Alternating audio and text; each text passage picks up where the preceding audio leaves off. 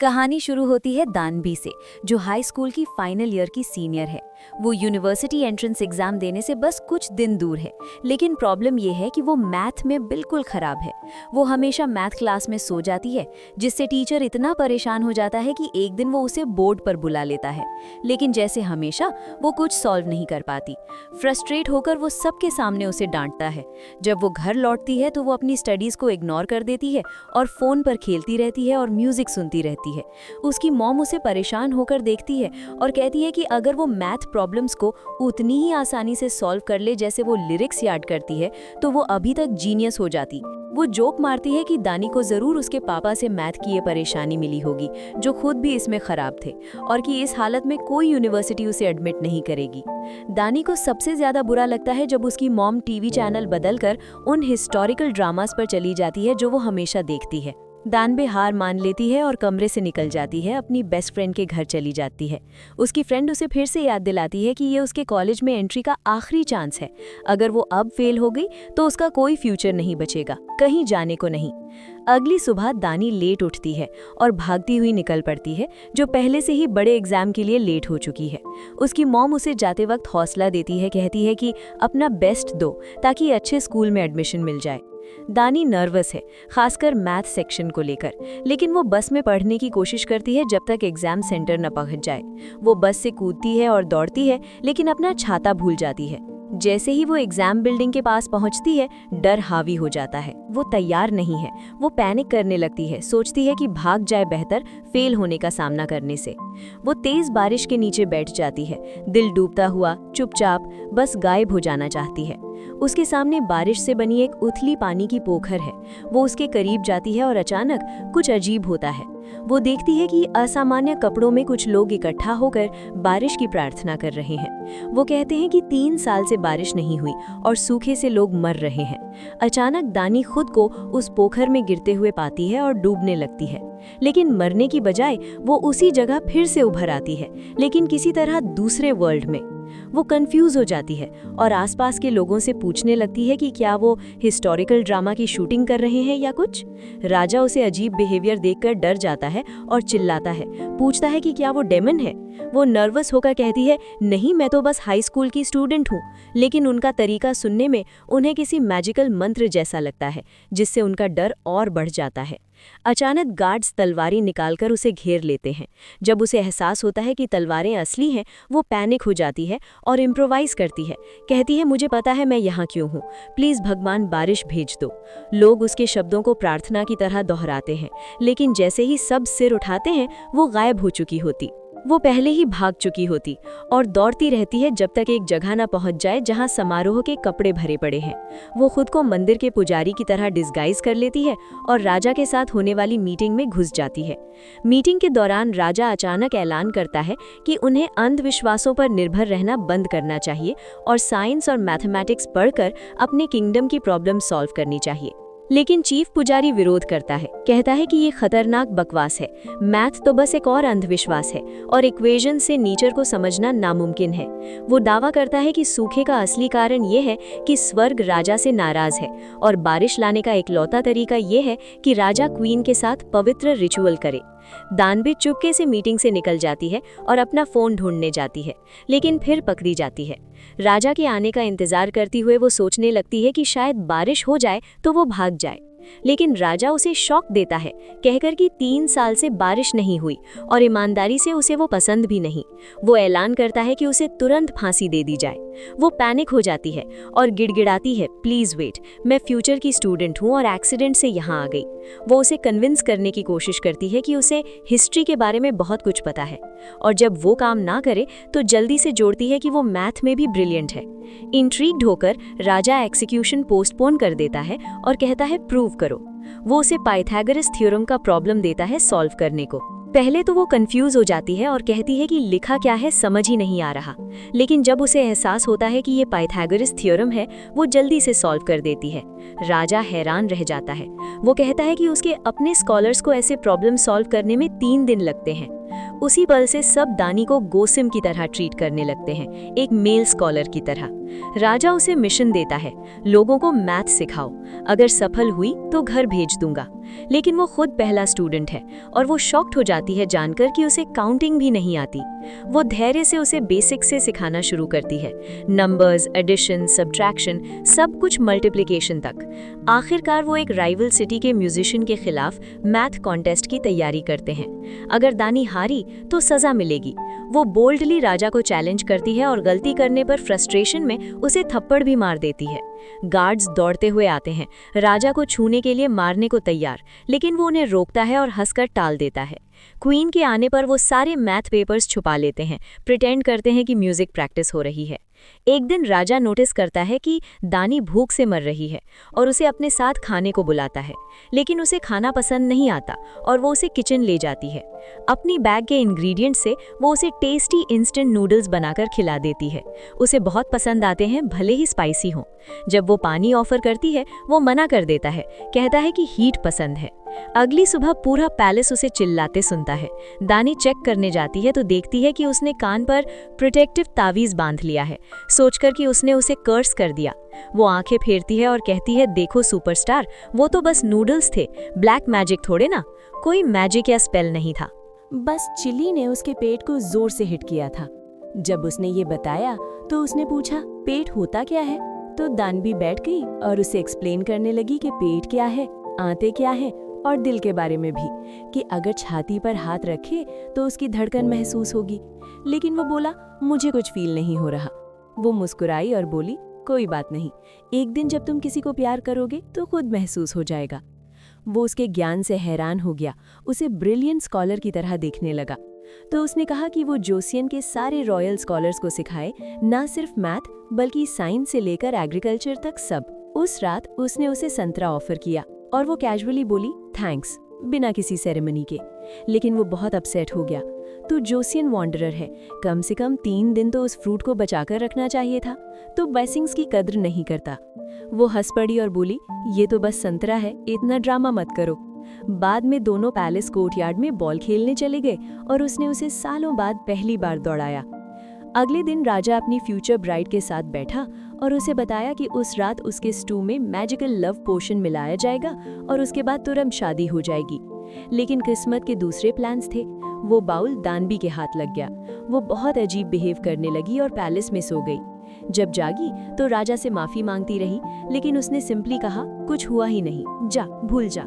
वो बाहर वॉक पर गए और उसने कहा कि अगर वो अपना मिशन अचीव कर ले तो उसे काउंसिल में हाई रैंक मिलेगा और रॉयल हॉर्स भी गिफ्ट हो जाएगा। लेकिन वो बोली, मुझे कुछ नहीं चाहिए, बारिश होते ही मैं अपने वर्ल्ड में वापस जा रही हूँ। राजा बोला, तो अब से मुझे राजा की तरह ट्रीट मत करना, हम बराबर हैं, मैन टू मैन। लेकिन अगले दिन डिजास्टर हो गया। दानवी को अरेस्ट कर लिया गया और राजा का मजाक उड़ाने का इल्जाम लगाया। उन्होंने उसे टंगों से बांध दिया, टॉर्चर करने को तैयार, लेकिन राजा बीच में आ गया और पुजारियों को एक्सप्लेन किया कि इस यंग स्कॉलर के पास वैल्यूएबल नॉलेज है। एक पुजारी ने मौका पकड़ा और कहा, फाइन, तो मैं खुद टेस्ट करूंगा, उसके पास 2 हफ्ते हैं, अगर तब तक बारिश ना हुई तो फांसी। दानवी ने हार नहीं मानी, वो पढ़ती रही, सब कैलकुलेट करती रही और पैलेस म्यूजिशियन ने उसकी हेल्प की रेनफॉल गेज बनाने में। फिर बिना वार्निंग के आसमान से बारिश बरसने लगी। दानवी खुशी से ओवरवेल्म हो गई, लेकिन राजा को अचानक याद आ गया जो उसने कहा था कि बारिश होते ही वो चली जाएगी। वो उसके रहने वाले घर की ओर दौड़ा और उसे रेन गेज के सामने रोते देखा, इमोशन से भरी। उसने कहा, तुझे अभी भागना है, मैं तैयार था, मिंग जाने वाली शिप तेरा इंतजार कर रही है। लेकिन वो सिर हिलाती है, मैंने जिंदगी भर भागने में गुजार दी, यहाँ तक पहुंची भी भागने की कोशिश में। उसी पल पैलेस म्यूजिशियन आ गया जो सीक्रेटली हाई पुजारी के साथ काम कर रहा था।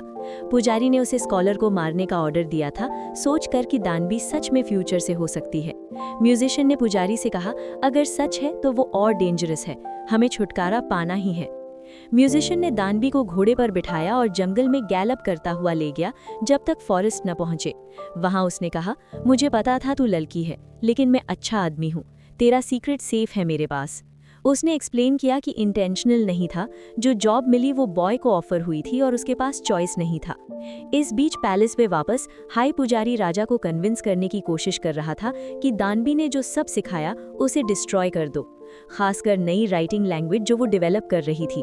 उन्हें ट्रेडिशन पर टिकना था और बॉय के इन्फ्लुएंस को खत्म करना था। लेकिन राजा ये स्वीकार न कर सका। वो घोड़े पर पैलेस छोड़कर उसे ढूंढने निकल गया। जंगल के दूसरे हिस्से में गार्ड्स आखिरकार दानबी और म्यूजिशियन को पकड़ लेते हैं। वो उसे भागने देता है और खुद उनके रास्ते में खड़ा हो जाता है। लड़ता रहता है जब तक क्वीन खुद ना आ जाए। उसके पैर खून से लथपथ। वो वहां तक दौड़ कर आई थी उन्हें ढूंढते हुए। दानबी सड़क पर चलती रही जब तक फॉक न पहुंचे और पता न चले कि कहाँ जाए। फिर उसे राजा की वो बात याद आई कि सूरज जोसन का क्लॉक है, तो वो सनलाइट फॉलो करती रही जब तक समुद्र न पहुंचे। और वहां राजा पहले से ही उसका इंतजार कर रहा था। उस रात वो दोनों साइड बाय साइड बैठे स्टार्स देखते रहे। उसने कहा, फ्यूचर में हम ऐसे स्टार्स नहीं देखते, सिर्फ सबसे ब्राइट वाले। वो बोला, अभी देख, जो स्टार्स तू देख रही है वो वही हैं जो तू चुन रही है, लेकिन अगर रुककर गौर से देखेगी तो और दिखने लगेंगे। वो स्टार्स हमेशा थे, बस तब तक नजर न आए जब तक तूने देखने का फैसला न किया। आंखें वही देखती हैं जो दिल चाहता है। एक क्वाइट पॉज के बाद राजा ने कन्फेस किया कि वो उसे प्यार करता है। उसने कहा कि वो नई आसान लैंग्वेज बनाना चाहता है ताकि आम लोग सीख सके, ना कि सिर्फ नोबल्स। वो अचानक कुछ याद करती है, अपना फ्यूचर का पैसा निकालती है और उसकी करेंसी पर उसका चेहरा प्रिंटेड देखती है। तभी उसे एहसास होता है कि वो सच में सक्सेसफुल होगा। जब राजा पैलेस लौटा तो ऐलान किया कि जो लोग अच्छे से सर्विस करेंगे उन्हें सैलरी देना शुरू करेगा। हाई पुजारी सरप्राइजिंगली अग्री करता है, कहता है कि जो लोगों का भला करे उसे रिवॉर्ड मिलना चाहिए। गुआम के बारे में क्या सोचते हो? वो पूछता है, लेकिन कोर्ट में और कोई अग्री नहीं। वो मानते हैं कि गुआम को बैनिश या एग्जीक्यूट कर देना चाहिए। फिर भी दानबी सीक्रेटली राजा को सब सिखाती रही, मैथ, राइटिंग, रीजनिंग, पुजारियों को बिना पता चले। एक दिन पैलेस में घूमते हुए वो क्वीन को छिपकर खाते देखती है। उन्होंने उसे ज्यादा खाने से मना कर दिया था ताकि वजन न बढ़े और लुक खराब ना हो। दानबी ने उसे अपना इंस्टेंट नूडल कप ऑफर किया। क्वीन ने स्वीकार किया और खाते खाते बातें करने लगी। उसी पल से दोनों फ्रेंड बन गई। कुछ दिन बाद क्वीन राजा के पास गई और कहा कि उसे सब पता है।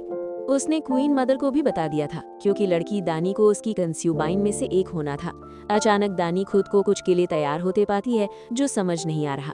पैलेस मेड्स उसे ड्रेसअप कर रही हैं, मेकअप लगा रही हैं, उसे क्लू नहीं कि क्या हो रहा, जब तक एहसास ना हो कि वो उसे मिड डे रेस्ट के लिए राजा के साथ तैयार कर रहे हैं और वो उसकी फर्स्ट वुमन बनेगी। जैसे ही समझ आता है वो पैनिक हो जाती है और पागलों से भागती है। एक हेडमेड जल्दी राजा को इन्फॉर्म करती है कि वो पैलेस के रास्ते में भाग गई। राजा उसे ढूंढने निकलता है और आखिरकार ढूंढ लेता है, लेकिन उसका हाथ पकड़कर एक कमरे में खींच लेता है। दानी चिल्लाती है, प्रोटेस्ट करती है, तुमने कहा था हम सिर्फ फ्रेंड्स रहेंगे, मैं तो सिर्फ 19 की हूँ। राजा हंसता है और कहता है, 19 मतलब कम से कम 3 साल की अडल्ट हो, तू बच्ची थोड़े ना। वैसे मुझे पता था तू लड़की है, मैंने छुआ तो नहीं ना, लेकिन आज रात यहाँ रहना पड़ेगा, सब देख रहे हैं। चिंता मत कर, मैं तुझे जिंदा निगल थोड़े ना लूंगा। ट्रूथ ये है कि मेरी माँ बहुत जिद्दी है और कोई आसानी से मनाए नहीं। अगली सुबह दानी म्यूजिशियन से मिलने गई। उसने पूछा, सच में फ्यूचर वापस जाना चाहती है? लेकिन वो जवाब नहीं देती। वो कंफ्यूज थी, दिल में शक भरा, बस चली गई और अकेले बैठ गई। थोड़ी देर बाद क्वीन आई और बोली कि कोई मिलना चाहता है। जब दानी पैलेस में एंटर हुई तो क्वीन मदर से फेस टू फेस हो गई, जो बिल्कुल उसकी रियल मॉम जैसी लग रही थी। वो पूरी तरह टूट गई, रोने लगी और किसी को समझ नहीं आया कि क्या ट्रिगर हुआ। उस रात वो जोसान का नया एस्ट्रोनॉमिकल सिस्टम देखने गई जो उसने खुद बनाया था। ये किंगडम को डेज और मंथ्स एक्यूरेटली ट्रैक करने में मदद करेगा। राजा ने उसे कुछ और देखने को बुलाया जो वो बना रहा था। उसने 28 लेटर्स का नया अल्फाबेट डेवलप किया था जो रीडिंग राइटिंग को सिंपल बनाएगा ताकि जोसान में सब सीख सके, सिर्फ स्कॉलर्स नहीं। जैसे ही वो ग्रेट हॉल के बीच में पहुंचे, उसने उसे सेरेमोनियल चेयर पर बिठाया, फिर रॉयल हेयरपिन उसके सिर पर रखा, मैरिज का सिंबल, और कहा कि हमेशा उसके साथ रहो। दानबी रोने लगी और बोली, नहीं हो सकता, मैंने खुद से वादा किया था कि बारिश होते ही वापस जाऊंगी। मेरी मॉम वेटिंग कर रही है और वो मुझ पर भरोसा करती है। राजा सॉफ्टली बोला, तो जा मिल और वापस आ, यहाँ साथ रहते हैं। लेकिन वो फिर मना कर देती है। वो पेशेंस खो देता है और गुस्से में कहता है कि फ्यूचर इससे बेहतर है जोसान, बीमारियों और डिजीज से भरा, जो मन करे कर। फिर वो ब्रोकन हार्टेड स्टॉर्म ऑफ हो जाता है। वो हॉल में खड़ी रहती है जब अचानक उसके सिर पर वार होता है और वो बेहोश हो जाती है। कोई तलवार से चाकू मारता है और पूरा बिल्डिंग आग लगा देता है। जब राजा को पता चला, वो अपनी जान जोखिम में डालकर आग के बीच से उसे बचाने दौड़ता है। अगले दिन वो अपने असिस्टेंट को बुलाता है और कहता है पिछली रात एंशिएंट टेक्स्ट गायब हो गया। वो हाई पुजारी पर चोरी का इल्जाम लगाता है। राजा पुजारी का हाथ पकड़ता है और कहता है किसने नहीं सिखाया कि क्राइम करने के बाद सारे एविडेंस मिटा दो। फिर दानी की ओर मुड़ता है और पूछता है ये वो वॉइस थी जो तूने सुनी? वो सिर हिलाती है। पता चला कि उसके बैग की बुक ने स्टैब से शील्ड किया था। राजा गुस्से में पुजारी से भिड़ता है, तुझे पता था वो मेरे लिए क्या था, तूने ये क्यों किया? पुजारी ठंडे स्वर में जवाब देता है, क्योंकि अगर वो नई लैंग्वेज फैल गई तो यंगस्टर्स फ्री थिंक करने लगेंगे, केओस हो जाएगा, किंगडम डिस्ट्रॉय हो जाएगा। मुझे मरने का डर नहीं, फ्यूचर को बर्बाद करने वाले डिसऑर्डर का डर है। राजा जवाब देता है, भले तू रोकने की कोशिश करे, मैं लोगों के लिए ये राइटिंग सिस्टम बनाऊंगा। मैं वो बनना चाहता हूँ जो उनके ड्रीम्स को पॉसिबल बनाए। हमें किस फ्यूचर से डर जो हम देखेंगे ही नहीं, जिस वर्ल्ड के बारे में हमें कुछ पता नहीं। लेकिन पुजारी नहीं पिघला। वो घुटनों पर गिरा और बोला, प्लीज मुझे फांसी दे दो और खत्म कर दो। जल्द ही आसमान ग्रे हो गया और बारिश शुरू हो गई, पहले हल्की हल्की। दानी पैलेस में घूमकर अपने फ्रेंड्स को लास्ट टाइम गुड बाय कहती रही। राजा ने पूछा कि क्या वो उसके साथ सबसे दूर तक चले। वो साइड बाय साइड चलते रहे जब तक सी शोर न पहुंचे। वहां दानी उसी पॉन्ड में कदम रखती है जिसमें पहले गिरी थी और खुद को फिर डूबने देती है, पहले जैसा। कुछ पल बाद वो फिर उभर आती है अपने ही वर्ल्ड में। वो चारों ओर देखती है और रियलाइज करती है कि सिर्फ कुछ सेकंड्स ही गुजरे हैं, अभी भी एग्जाम के लिए टाइम है। वो टेस्ट हॉल की ओर पूरी स्पीड से दौड़ती है और अपने टीचर को वेटिंग देखती है। एंट्रेंस एग्जाम अभी शुरू ही हुआ था। वो अपनी सीट पर पहुंचती है और टेस्ट देती है। उसी दिन बाद में वो घर लौटती है और मॉम को वेटिंग पाती है। वो उसकी बाहों में समा जाती है, टाइट होल्ड करके। दानी के बारे में सब बदल गया था, उसका बिहेवियर, उसका पर्सपेक्टिव, सब जर्नी के बाद शिफ्ट हो गया था। वो लोगों और चीजों की वैल्यू ज्यादा डीपली सीख गई थी। महीनों गुजर गए। एक दिन स्कूल से निकलते हुए आसमान खुल गया और फिर बारिश बरसने लगी। अचानक किसी ने उसके सिर पर छाता रख दिया। वो ऊपर देखती है और एक फेस देखती है जो स्ट्राइकिंगली फेमिलियर लगता है। वो बिल्कुल जोसान के राजा जैसा लगता है, लेकिन वो बस मुस्कुराकर कहता है, हम बहुत पहले बस में मिले थे, तूने अपना छाता गिरा दिया था। और इसी पर स्टोरी खत्म होती है। अगर तुम अंत तक पहुंचे हो तो कमेंट्स में बताओ क्या लगा और अगली वीडियो में क्या समरी चाहते हो।